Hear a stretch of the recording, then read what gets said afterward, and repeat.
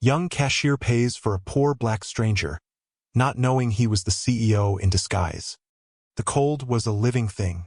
It seeped through the cracks in the grocery store's window frames, a phantom predator hunting for warmth. Outside, the world had vanished into a maelstrom of wind and snow, the kind of blizzard that erased roads and isolated souls. Inside, under the nervous hum and flicker of fluorescent lights, Alara felt an even deeper chill settle into her bones. It was the cold of a near-empty bank account, the cold of a final notice from a landlord who had no heart, the cold of knowing the small bottle of cough syrup for her little sister, Maya, was almost gone. Each beep of the scanner was a countdown, not to the end of her shift, but to the end of her hope. There were only two other people in the store. A shivering teenager buying a can of chili and Mrs. Gable, the landlord's wife, who was pointedly examining a display of expensive cheeses, her presence a silent, cruel reminder of the rent that was 3 weeks past due. Alara's hands, chapped and pale, moved with an automatic grace over the worn conveyor belt. She was a ghost in her own life, a silent witness to the transactions of others while her own world crumbled. Her gaze drifted to the reflection in the dark glass of the scanner. A tired face stared back, eyes wide with a quiet, gnawing desperation that she hid from the world behind a mask of professional courtesy. Her phone buzzed in her pocket, a vibration of pure dread. She knew without looking it was another text from Mr. Gable. Last chance, Alara. Tomorrow morning. No excuses. The words would be sharp, merciless, just like the man himself. She'd already spent her break pleading with him on the phone, her voice small against his booming impatience. He didn't care that Maya had been sick for a month, that the medical bills had eaten what little savings she had. He didn't care that her hours had been cut. He only cared about the numbers in his ledger. The bell above the door chimed, a frail sound against the howl of the wind. 2 men stepped inside, bringing a blast of frigid air and a flurry of snow with them. They were strangers, a sight so rare in the small town of Havenwood that Mrs. Gable looked up from her brie with a pinched, suspicious glare. The first man was older, with streaks of silver in his close-cropped hair and eyes that held a deep, weary wisdom. He wore a simple, threadbare coat that looked wholly inadequate for the storm. The second man was much younger, broad and powerfully built, his face a stoic mask. He moved with a quiet deference to the older man, his presence a silent wall of protection. They looked like they had been walking for a long time. Their faces were raw from the wind, and they stamped their worn boots on the welcome mat, trying in vain to shed the winter that clung to them. They moved through the aisles with a deliberate quietness, their poverty as visible as the snow on their shoulders. Alara watched them from her post, a familiar ache blooming in her chest. It was the ache of recognition. She saw in their worn clothes and tired expressions the same struggle that was her constant companion. The store manager, Mr. Henderson, emerged from the back office, his eyes narrowing as he watched the men. He straightened his tie, a small, territorial gesture. "Keep an eye on them," he muttered to Alara as he passed, his voice low and laced with prejudice. Alara's jaw tightened. She didn't need to be told. But she wouldn't be watching them for the reason Henderson implied. She was watching them with a sense of kinship, a shared understanding of what it meant to be cold and hungry in a world that often seemed to have no warmth left to give. The older man picked up a loaf of bread, a carton of milk, a small bottle of children's fever reducer. Then, his eyes landed on a small stuffed bear, forgotten on a promotional end cap. He hesitated, his hand hovering over it for a long moment before he gently placed it in his basket. That simple, tender act broke something open in Alara's heart. He wasn't just surviving, he was trying to provide comfort. He was trying to be a father, a grandfather, a protector in the middle of the storm. When they finally approached her register, the store was empty save for the 4 of them and the wailing wind outside. The older man offered her a small, tired smile. "Nasty night," he said, his voice a low, gentle rumble. "It is," Alara agreed softly, her fingers scanning the items. Bread, milk, medicine, the small bear. The total came to $2,845. Fortune. Kingdom. It was nearly everything she had left in the world. The man reached into his back pocket, pulling out a worn leather wallet. He produced a debit card and slid it into the reader. Alara held her breath. The machine whirred for a moment, then chirped a harsh, negative tone. Declined. The man's face fell. The flicker of hope in his eyes was extinguished, replaced by a deep, profound embarrassment. I don't understand, he stammered, running the card again. Declined. My wallet. I must have lost my main wallet in the snow. This is just my backup. He fumbled through his pockets, turning them inside out to reveal nothing but lint and a single folded dollar bill. The younger man beside him placed a steadying hand on his shoulder, his expression unreadable but for a hint of shared despair. Mr. Henderson materialized at her elbow, his arms crossed. Problem here? His gaze was hard, accusatory. The card won't go through, Alara said, her voice barely a whisper. Then the items go back, Henderson said flatly, reaching for the bag. We're not a charity. The older man's shoulders slumped in defeat. He looked at the bottle of medicine, then at the small stuffed bear, and a look of such raw anguish crossed his face that Alara felt it like a physical blow. She saw her own desperation mirrored in his eyes. She saw her love for Maya reflected in his desire to bring comfort to a child. In that moment, he wasn't a stranger. He was her. Something inside her, a quiet voice that sounded like her grandmother, whispered, "You always have enough to be kind." It was a choice. Terrible, impossible choice. The $29 in her pocket was for a copay on Maya's next prescription. It was for a gallon of gas to get to the clinic. It was the last thread she was clinging to. Giving it away was not just an act of charity.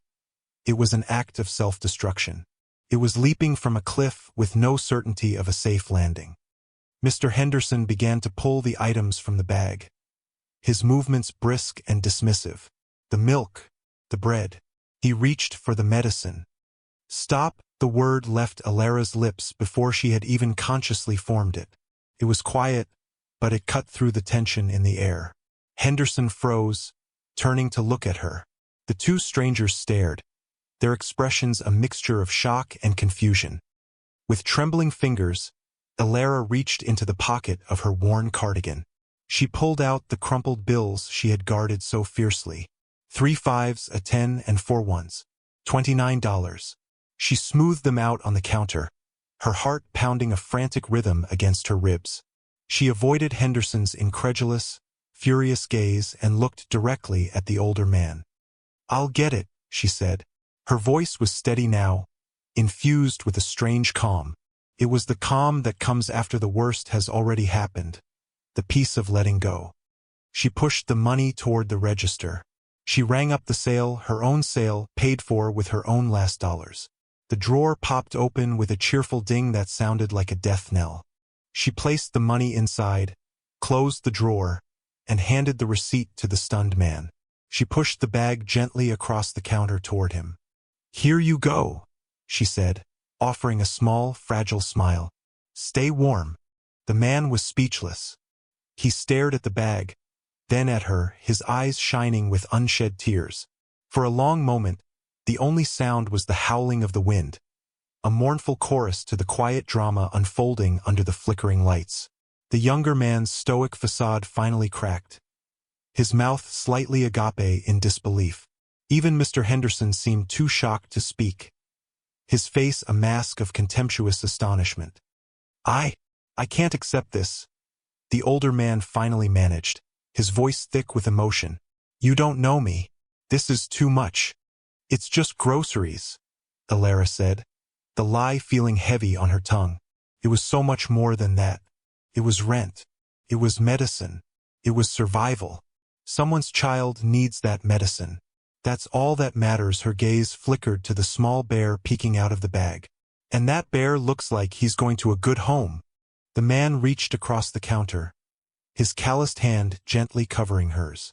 His touch was warm, a small point of heat against her cold skin. "You have a good heart, young lady," he said, his voice resonating with a sincerity that felt ancient and profound. A truly rare thing in this world. I promise you I will repay this. What is your name? Alara, she whispered. Alara, he repeated, as if committing it to memory. I'm Alistair. And this is Ben. We won't forget this. He squeezed her hand gently before letting go. He picked up the bag, his movements filled with a newfound dignity. Ben, the silent giant, simply dipped his head in a gesture of profound respect, his eyes meeting hers for a fleeting second, conveying a gratitude that needed no words. They turned and walked out of the store, back into the white fury of the storm. The bell chimed their departure, and then they were gone. The silence they left behind was heavy and suffocating. Alara could feel Mr. Henderson's glare boring into the side of her head. "Are you out of your mind?" he finally hissed, his voice trembling with rage. "Do you have any idea what you've just done? You threw your money away on a couple of grifters, of vagrants. I should fire you for this. Right now." Alara didn't flinch.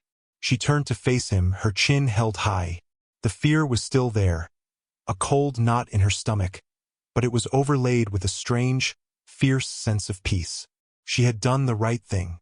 Whatever the cost, she had chosen compassion over fear, and that had to count for something. "They needed help, Mr. Henderson," she said simply.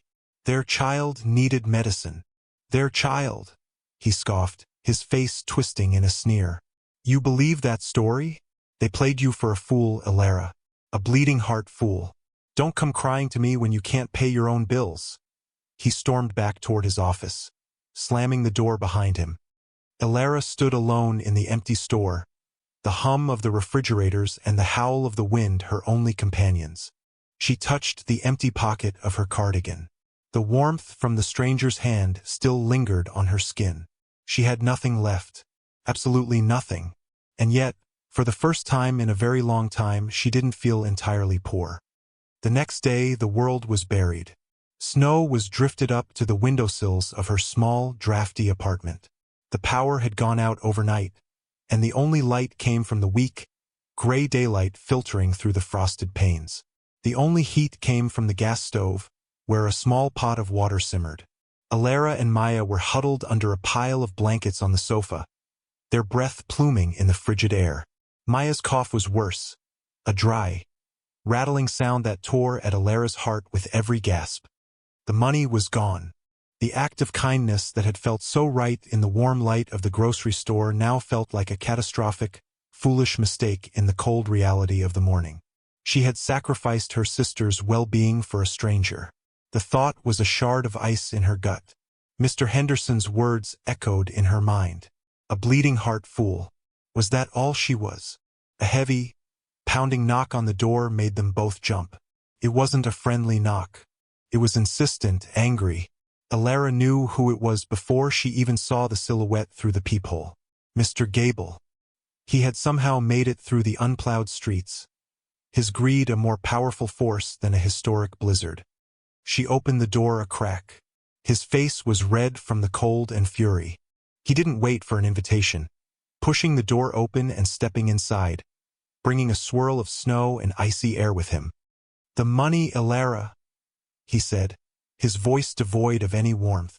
He didn't so much as glance at the small, sick child shivering on the couch. "Mr. Gable, the storm. I couldn't get to the bank. The power is out," she pleaded, her voice thin and desperate. "Excuses," he spat. "I warned you. I have a business to run. I am not a social service." He pulled a folded piece of paper from his coat pocket. It was an official eviction notice. "You have 24 hours to vacate the premises. I don't care if there's a hurricane outside. You and your sister will be out by noon tomorrow." He didn't hand her the notice. He cruelly taped it to the inside of her front door, the sharp rip of the tape a sound of finality. "Don't make me call the sheriff," he warned, his eyes like chips of ice. He turned and left without another word, slamming the door shut, leaving them in a silence that was colder and more terrifying than before. Maya began to cry, small, frightened sobs that shook her tiny frame. Alara rushed to her, wrapping her in a tight embrace, burying her face in her sister's hair to hide her own tears. It was over. They were going to be homeless. In the middle of a blizzard. Her single act of compassion had cost them everything. The quiet peace she had felt last night had curdled into a bitter, overwhelming despair. She had tried to be good, and the universe had punished her for it. She held her sister and rocked her, whispering meaningless reassurances, her own hope flickering out like the last candle in a storm. The hours that followed were a blur of numb panic. Illyra packed a single, small suitcase with their most essential belongings. A few changes of clothes, Maya's favorite blanket, the last of the bread from her own pantry, and her grandmother's locket, its cool metal a small, solid comfort against her skin. She had no idea where they would go. A shelter, maybe, if they could even get there. The thought of taking her sick sister out into the raging storm was terrifying. She sat on the floor, leaning against the sofa where Maya had finally cried herself to sleep, and watched the snow fall. The eviction notice on the door seemed to glow in the dim light, a monument to her failure. She had gambled on kindness and lost everything. There was no reward for a good heart, she thought bitterly. There was only the cold, hard reality of survival. Just as the last of the daylight began to fade, casting the room in long blue shadows, another knock came at the door. It was softer this time, hesitant. Her first thought was that Gable had returned, perhaps having had a change of heart. A foolish, desperate hope flickered within her. She wiped her eyes and went to the door, her body aching with exhaustion. She opened it to a sight that made no sense. Standing on her snowy doorstep was not her landlord, but the two men from the grocery store. They were transformed. The older man, Alistair, was no longer in a threadbare coat. He was wearing a tailored, dark wool overcoat and an impeccably tailored suit. The snow melted on the fine leather of his shoes. The younger man, Ben, stood beside him, also in a suit, holding two large bags overflowing with groceries. Behind them, parked at the curb and humming quietly, was a large, black SUV that had carved a path through the unplowed street as if the snow were merely an inconvenience. Alistair's eyes, no longer weary but clear and sharp, met hers. They were filled with a gentle concern. "Illyra," he said, his voice the same low, kind rumble she remembered. "I told you I would repay you. May we come in?" Stunned into silence, Illyra could only nod, stepping back to let them inside. The small, cold apartment was suddenly filled with their presence. Ben set the bags of groceries on the kitchen counter. The sight of so much food, fresh fruit, meat, bread, and a large bottle of the same children's medicine, making Illyra's head spin. Alistair's gaze swept over the room, taking in the packed suitcase, the pile of blankets, and the stark, white eviction notice taped to the door. His expression hardened for a moment before softening again as he looked back at her. "My name is Alistair Sterling," he said, his voice calm and steady. "I am the founder and CEO of Sterling Enterprises," he gestured to Ben. "This is Ben Carter, my head of security. Forgive our appearance last night. I was conducting a test." Illyra stared at him, trying to process his words. Sterling Enterprises. The name was vaguely familiar, a massive tech and logistics company she'd read about, known for its innovative work and, according to some articles, its ruthless business practices. It didn't connect with the kind, desperate man she had helped. "A test?" she repeated, her voice a faint echo. "Yes," he said, his eyes holding hers. "My company is looking to relocate its national headquarters. We're tired of the soulless corporate parks and the cities that have lost their way. We want to invest in a place with character, with a strong community. Havenwood was on our short list, but reports said the town had grown cold, that people had forgotten how to look out for one another. I don't believe in reports, Miss Illyra. I believe in people, so I came to see for myself.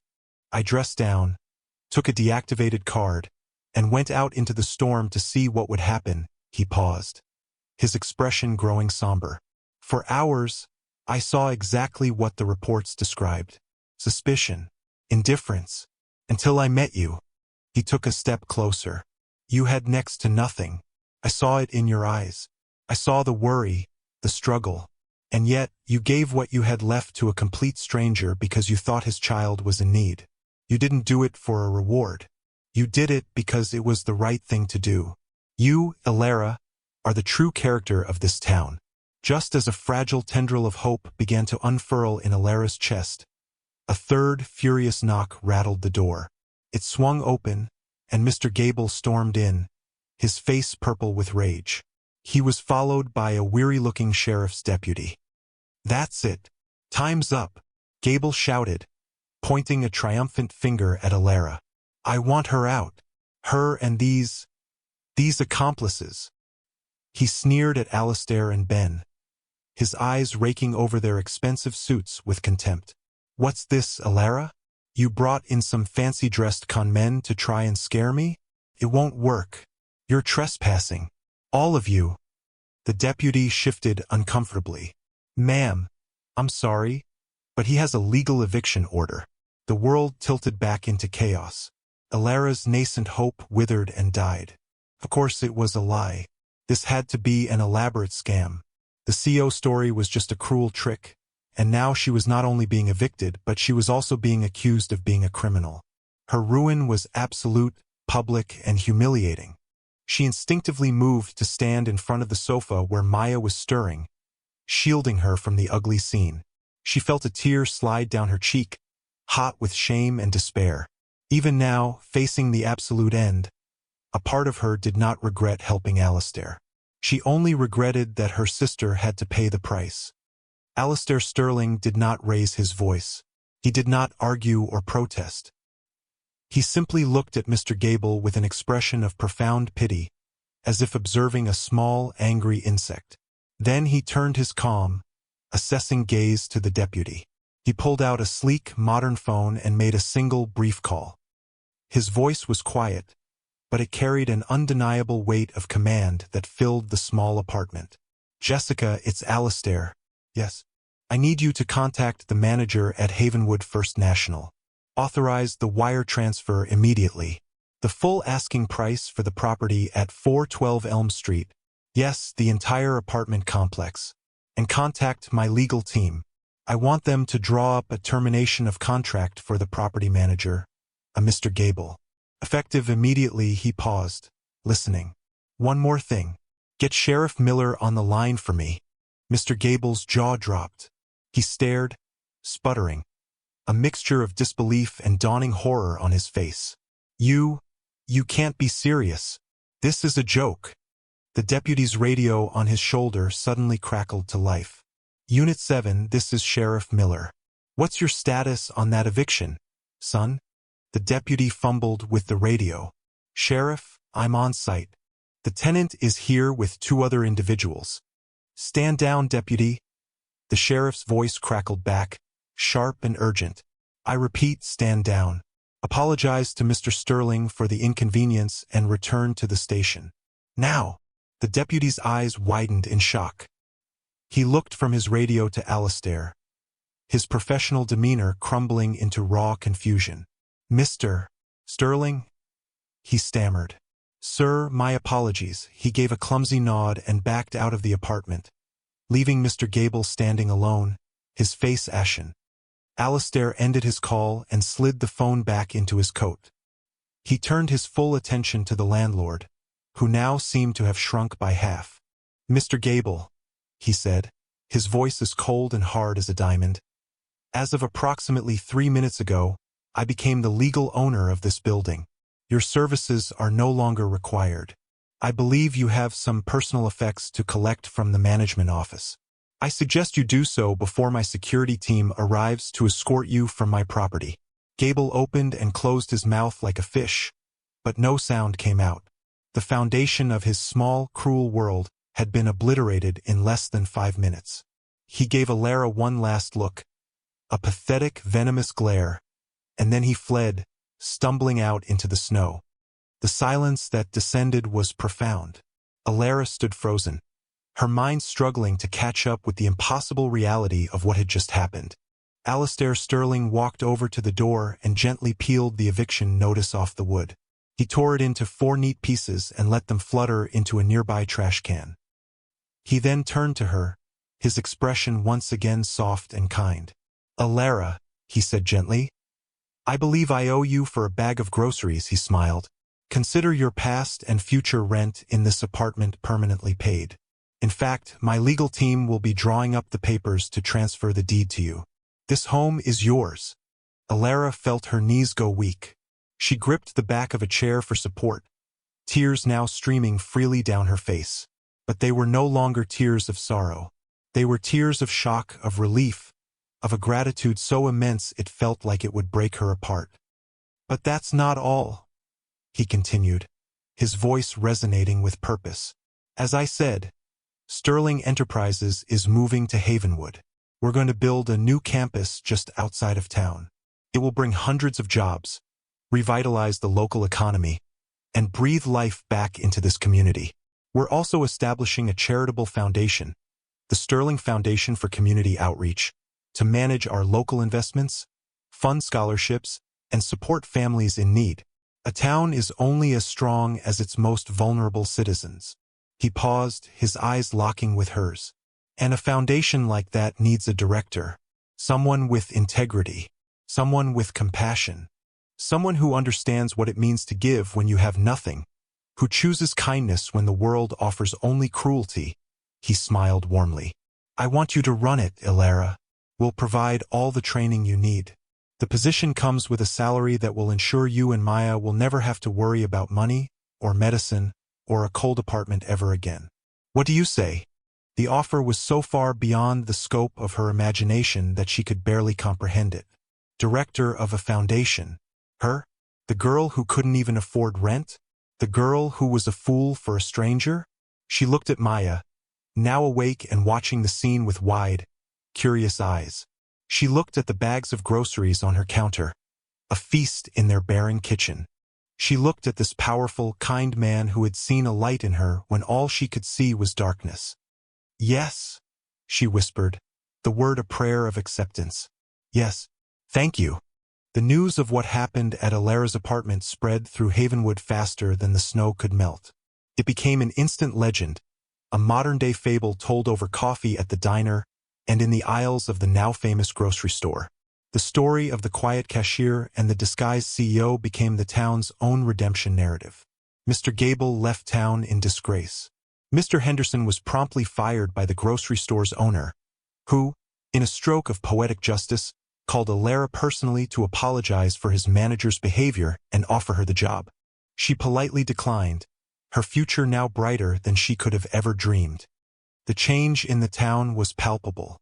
People looked at each other differently. The suspicion that had frosted over their interactions began to thaw. Neighbors who hadn't spoken in years started checking in on one another. The story of Alara's selfless act shamed them and inspired them in equal measure. Her quiet courage had held up a mirror to the community, and they had not liked the reflection. Now they were determined to change it. When construction began on the new Sterling campus, it was with a sense of shared purpose and renewal. For Alara, the transformation was even more profound. Her life, once a cramped, cold space of fear and lack, expanded into a world of warmth, security, and purpose. Alistair Sterling became more than a benefactor. He became a mentor, a friend, a father figure she never had. Ben, the silent guardian, became a doting uncle to Maya, often showing up with small gifts or taking her for ice cream. They were a strange and wonderful collection of souls, a family forged not by blood, but by a single act of kindness in a storm. They had found each other in the dark and had walked out into the light together. 1 year later, Alara stood at the panoramic window of her new office on the top floor of the Sterling Foundation building. Below her, Havenwood glittered under a gentle autumn sun. The town was thriving. New businesses lined Main Street, the parks were full of children, and the air hummed with a hopeful energy that had been absent for decades. Maya, now healthy, happy, and thriving in a new school, was playing in the Foundation's on-site daycare center, her laughter echoing up to the office. Alara's own reflection looked back at her from the glass. The tired, desperate girl from the grocery store was gone. In her place was a confident woman, her eyes bright with purpose, Her shoulders no longer stooped with the weight of the world. She often thought back to that terrible, wonderful night, the flickering lights, the howling wind, the impossible choice. She had given away her last $29, an act of sheer, illogical faith in the goodness of another human being. It was a small gesture, a quiet defiance against a world that had taught her to be selfish, to be scared. She had learned that night that true wealth is not measured by what you have in your bank account, but by what you have in your heart. Kindness is not a transaction. It is an investment in humanity. And sometimes, in the coldest and darkest of moments, a single, selfless act can be the spark that ignites a fire warm enough to save not just one life, but an entire community.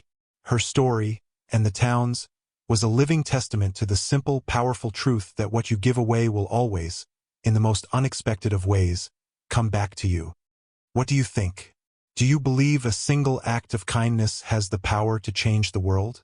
Let us know in the comments below, and don't forget to subscribe for more inspiring stories.